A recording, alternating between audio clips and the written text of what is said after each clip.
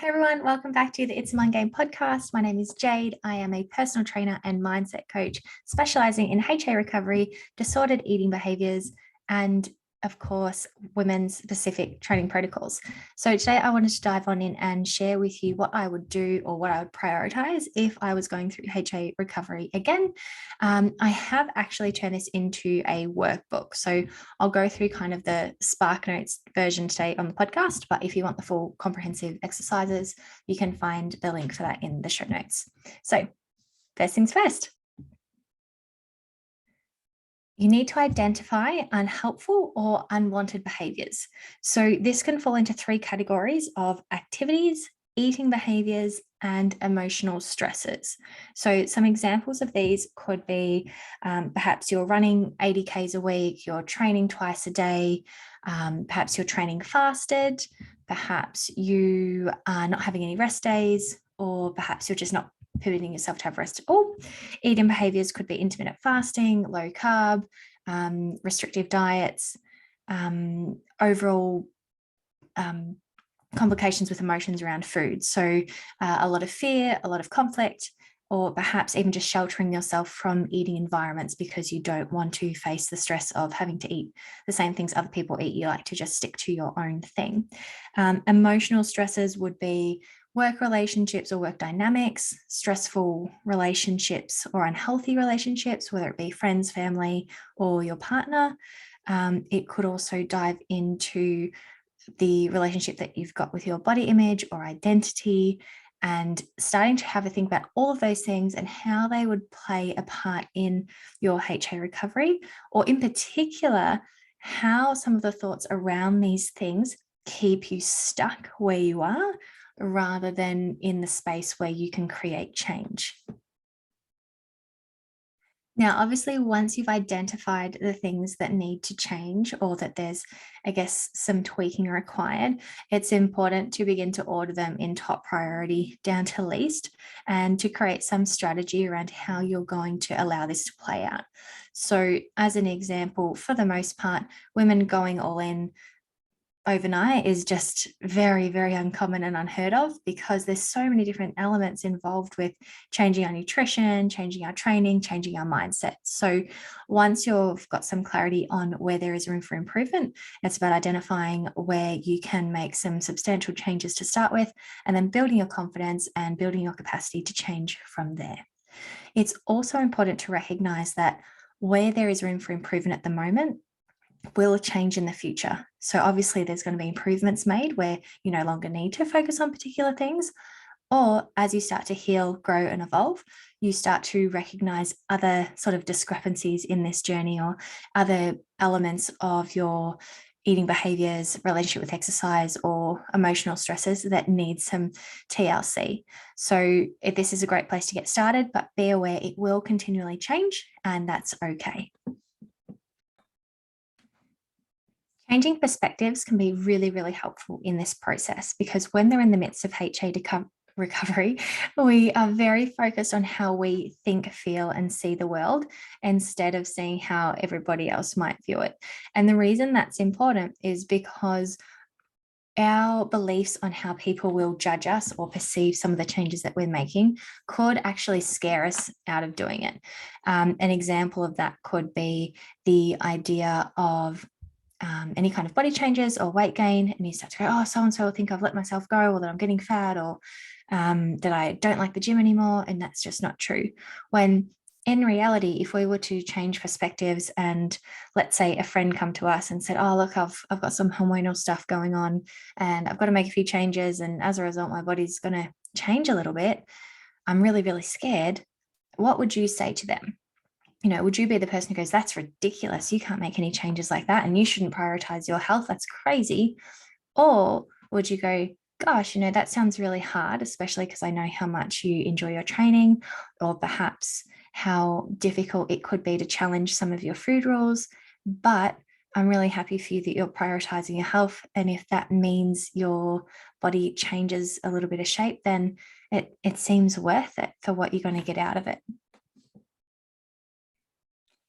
Another perspective you could consider is if someone come to you or one of your best friends or family members saying, I've got to make all of these changes, will you still love and value me as a person if this is to happen? And the reason this question is so important is because for a lot of us, our self-worth falls in our training regimes and our capacity to diet. So the idea of changing that puts us in a place where we start to think, well, will my friends and family still value me? Will they see something great in me? Is there anything left of me without these things? Now, for the most part, the people that we hang around and who love and care about us the most see us for so many wonderful reasons more than our training and our diet. But we can often get caught up into thinking that that's why people value us. And without that, we are of no value. So that's where reversing perspectives can be really helpful, because you can start to identify that if one of your friends had to change their training or nutrition and they were questioning if you would still care about them, it would seem somewhat of a strange question, because it's like, oh, but I adore you for so many reasons that isn't training and diet. Like, it's great that you do that, but it's not why I trust you, why I think you're funny, why I think you're such great company to be around. It's actually these other things, such as your sense of humor, your kind heart, your gentle soul, and the list could go on. Training and food aside, it can also be quite scary when thinking about the idea of conceiving and all the other things that come alongside with that process.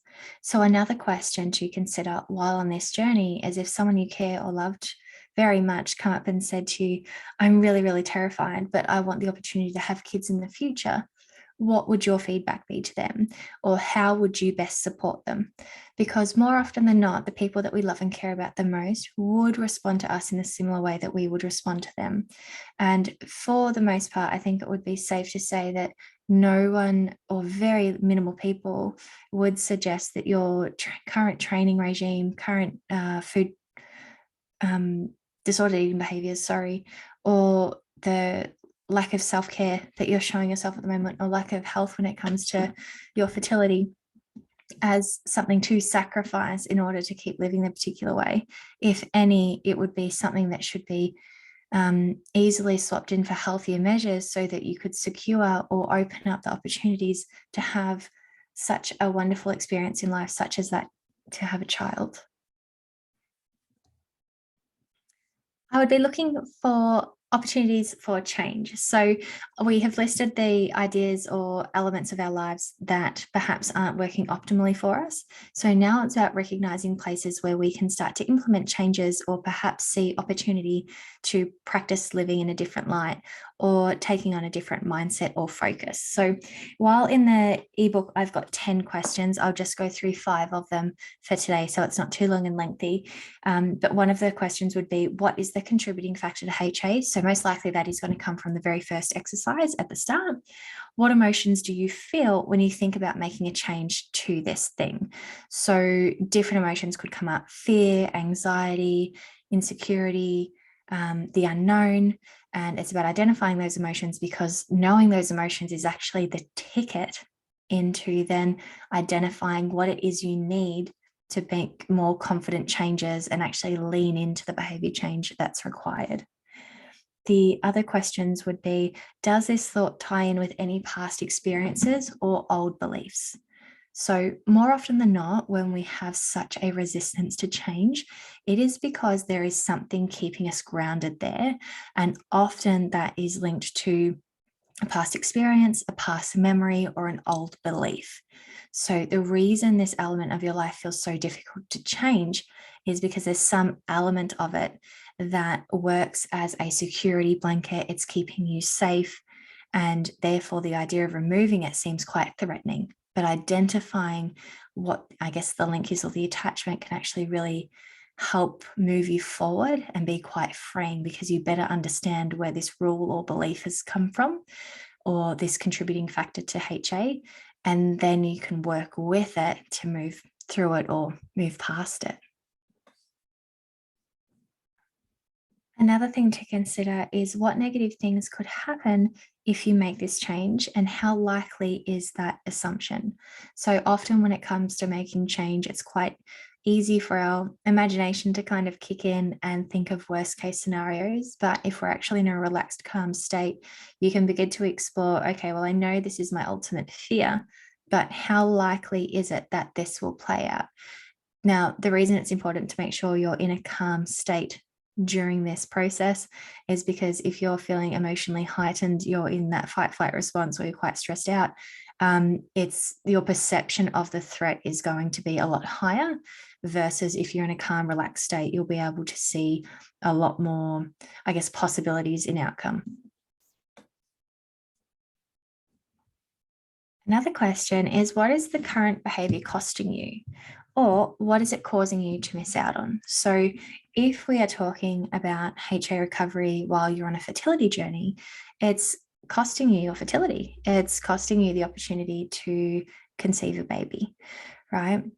Or if you're looking at something on the disordered eating behaviors, perhaps it's taking away from your capacity to show up as your true self and have really fun times when dining out, or even spontaneously meeting friends or family for lunch or dinner or breakfast, all around those rules that I guess can't be broken or can't be shifted. So identifying how these behaviors are actually having a negative impact on your life, and how that is affecting you in the short term and also the long term.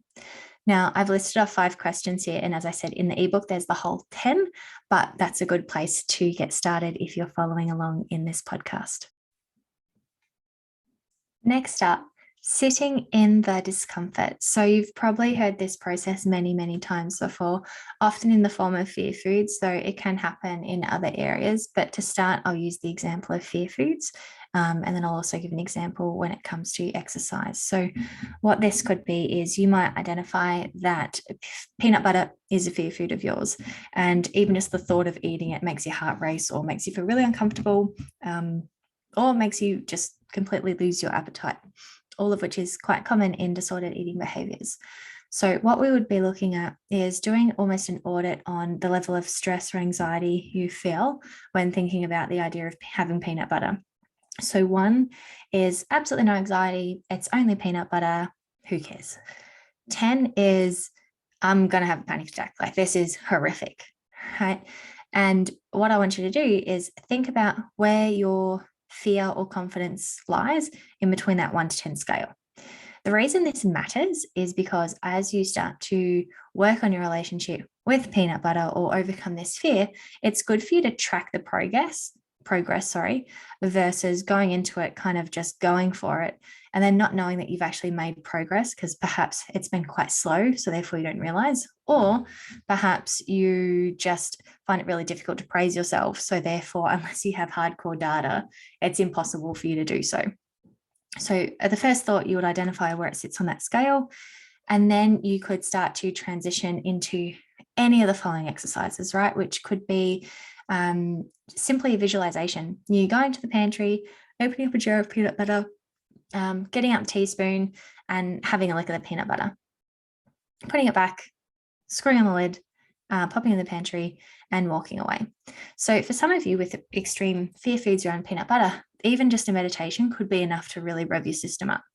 So the first experience of the meditation, you'd identify where your fear sits on that 1 to 10 scale. Then you do the meditation again and again and again and again, and you'd watch how its location on the scale changes. From there, you'd level up to perhaps you go to the shops and you pick up a jar of peanut butter and then you put it back on the shelf and you keep walking. So you don't even buy it, you just have a look at it. And then you do that a couple of times until you feel at peace with that process. Then you might actually buy the jar of peanut butter, take it home, but then again, you still don't need it. You just keep going back and forth to the pantry until you become comfortable with that process. And again, each experience that you have, you're noting down between 1 and 10 where you sit with it. So when you look back, you can go, oh my gosh, I was at a 9 just visualizing this peanut butter, and now it's sitting in my pantry and it's at about a 2. And some of you might go, yeah, but I haven't even eaten it yet. But it's not the point, because when you started this process, you couldn't even think about consuming peanut butter because the thought alone would cause stress. And now it's actually sitting in your pantry and it's okay, right? Like it's just not a big deal. From there, obviously, you'd slowly progress into perhaps opening the jar, having a smell of the peanut butter, dipping your little pinky finger in and having a lick of it, until you have like an eighth of a teaspoon, a quarter of a teaspoon, a half of a teaspoon, and so on. But sitting in the discomfort is very much kind of tracking your progress on whichever fear or discomfort that you're leaning into to start off with, and tracking it and measuring your progress so you can actually see that you are doing a really good job. And you can see that there's actually been stages of change occurring instead of just going, oh my gosh, it's been 2 weeks and I still can't eat peanut butter. But in reality, you've shifted from one level to the next. If you were to think about this in a training setting, it could be the idea of a rest day is complete anxiety of 10. So you might decide to start off by reducing your gym session by 5 minutes. So that could be that you take one set of a particular exercise out and you keep doing that until the 10 goes down to a 5. And then perhaps you might walk for 5 minutes instead of doing one of the other sets. And then you do that until that becomes okay. And essentially, you keep tweaking all these little things until you give yourself permission to actually have one whole rest day, right? So again, it doesn't necessarily matter how long it takes you to get there, as long as you're in forward motion and allowing these changes to happen to get you to the end result. Everyone's path to success will be different. Some women can just go and take a rest day. Others, their rest day will come in the form of having a training session that eventually gets reduces down, perhaps into a yoga session.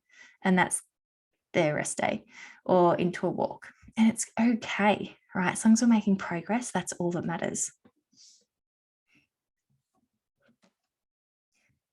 Taking time to pause and reflect. Now, often we can be in such a forward sprint to get to the finish line that we don't take a moment to just pause and look back at how far we've come. So I guess this could piggyback off one of the last activities we just spoke about, but overall it stems from whenever you first started embarking on your HA recovery journey. And this could be something that you do an audit on every 2 weeks, once a month, but it's really, really important for you to look back at the changes that you've made, the emotional states that have changed, perhaps even just your perception on reality and how that has changed. Because unless you can recognize how far you've come or the forward direction that you're going in, it's quite difficult to keep the momentum and keep pushing. Because a big part of HA recovery and disordered eating recovery is continually kind of pushing the boundaries. And sometimes it will get exhausting, right? And that could either be because the strategy behind it isn't as efficient as it could be. So you're always pushing versus kind of like leaning in, because leaning in is a lot more effortless, and still a reward, right? You still get a payoff for making changes. But if you're setting really big targets all the time, it's almost like pulling your teeth out every day, and it tires and it gets exhausting. So just a little side note that it's important to be strategic with making change so that you can sustain it, versus moving mountains in a month and then having that whiplash back effect to old behaviors because you just can't cope with the intensity of the month that you just had. And then you try again for another month, and then the same thing happens. You get exhausted, you're mentally just gone, and you panic and you freak out and you revert back to your old ways because that's what makes you feel safe. So strategy is really important when it comes to making changes. That's something that I work on specifically with one-on-one and group coaching clients, is making sure that we're making positive steps forward with strategy behind it. But back to pausing and reflecting, giving yourself some time to see how far you've come, so that you can continue to move forward. Next up is, I guess, a controversial one, but it works really well. And that is preparing for feelings of failure. It's easy to say, I'm going to be confident, I'm going to go for everything, everything's going to be great and rosy posy and rainbows and butterflies. But in reality, you're going to have moments where you just feel like a failure. You feel like nothing's going to plan, nothing's working, everything's hopeless. And it's just a down day, part of the human experience, right? But particularly in HA recovery, when we really are trying to have that self-improvement, we do run the risk of having those feelings of failure days. And again, it is part of the human experience. It is so normal, but it's really helpful if we can have tools in place to know how to deal with these feelings, as they occur, instead of perhaps sitting in them for too long, and it has a negative effect on us when it really doesn't need to. So in the ebook, it's broken down into 4 different categories, but it's going to be a little bit too lengthy for the podcast. So in a nutshell, preparing for feelings of failure is not in a gloomy way saying that you're going to fail. It's just going, all right, well, what bumps in the road could I face in the future? And how can I make sure I'm okay with them?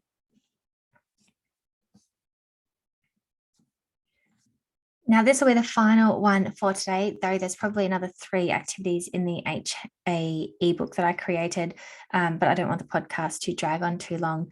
But that is having other goals, right? So HA recovery can take 1 month for some women, it can take 6 months for some women, it can even take a year for others, right? Because our success happens at different rates due to so many different variables that or oh my gosh, I'm so tongue-tied, that are surrounding HA recovery, right? So as an example, in order to reduce your training, like if I think of my personal experience, it took me 11 months to get myself to a position where I could really drop my training to just doing walking and yoga. And while that's not everyone's path, and I would encourage women to train strategically for as long as possible, until if they get to a point where they might need to reduce it down to yoga and walking. But it took me 11 months to get to a position where I could do that. And then 4 weeks later, I got my period back. So that's not to say that my recovery was slow or indifferent or disappointing. I just had a lot more things to break through in order to get myself to a point where I could actually allow my body to heal and have a period. And in all honesty, even then, it's still, the journey wasn't over. Other obstacles come along with that first bleed. More awareness come with changing my training, more awareness come with adding training back in, and eating behaviors. So what we want to be looking at in this regard is knowing what your non-negotiables are. So super quick example could be breakfast within an hour of waking up, lunch, dinner, 3 snacks. Like they're your food non-negotiables. Your training non-negotiables could be resistance training 3 or 4 days a week, maximum 45 minutes. Or if you're a runner, you might be running every second day, but no more than 30 minutes. Or you might do 1 10K at a slow pace and then only two 2Ks, like whatever you're sitting at. And obviously you've got those goals. You're going to be working on your mindset, and in particular, the identity piece is critical, right? So I have so much focus on the identity piece and body image with the women that I'm working with. And the main reason I include this or make it a priority is because if you don't have the self-belief that you're a great person as you are, or you can't see your worth outside of your training or your diet, every time you kind of step outside of your security, you're going to whiplash back because you don't have the strength or the confidence to be happy and proud of who you are outside of your current routines. So then you panic and revert back. But if you are learning how to grow confidence, you're learning how to feel empowered, you're learning how to have that self-belief, positive body image, you actually create space to move forward without fear, because your awesomeness isn't purely based on your training, your nutrition, your physique, right? You know your worth is based on other things. So that aside, we want to make sure that during HA recovery, you actually have other goals in place, because HA recovery, you're thinking about it a lot because you're acting on different things pretty much all day long, especially if you're working on nutrition. And even though it's really important, it can get exhausting. So you want to make sure that you've got other goals. It could be a work goal, it could be a holiday, it could be improving a relationship, it could be finding a relationship, new hobby, arts and crafts, movie nights, anything at all, but have other goals outside of HA recovery, because you're going to need something to break up those different thoughts. You're going to need to have something else to allow you to just be yourself and be free and have a laugh and kind of forget that you're actively working on their stuff, because no matter what, you are actively working on it. You want it really bad. And that's a good thing. But as with anything, it's going to drive you crazy if it's all you're thinking about nonstop all day, every day. So break up the monotonous of all HA stuff. Make sure you're giving yourself a break by having other goals, by having other conversations, by reading different books, um, social media exposures, all those sorts of things. Have other areas of your life take priority. Not sorry, take priority, but like intercept in with your HA recovery, because it really, really is important that you've got other things that you're working on and looking forward to alongside that bleed and alongside falling pregnant. That is it for today, ladies. I hope you've enjoyed some of the insights into, if I was to do HA recovery again, things that I would prioritize. As I said, you can get the full in-depth exercises on the HA recovery ebook, which will be in the links below. It has had many positive reviews so far, and I'm honestly pretty proud of that because I put a lot of energy into it. So it's really nice to see it being of use to the women in our HA communities. But for now, thanks so much for being here. Keep going. I'm sure you're doing a great job, and I look forward to seeing you in the next one. If you haven't already, please like, subscribe, or comment, and I will talk to you soon.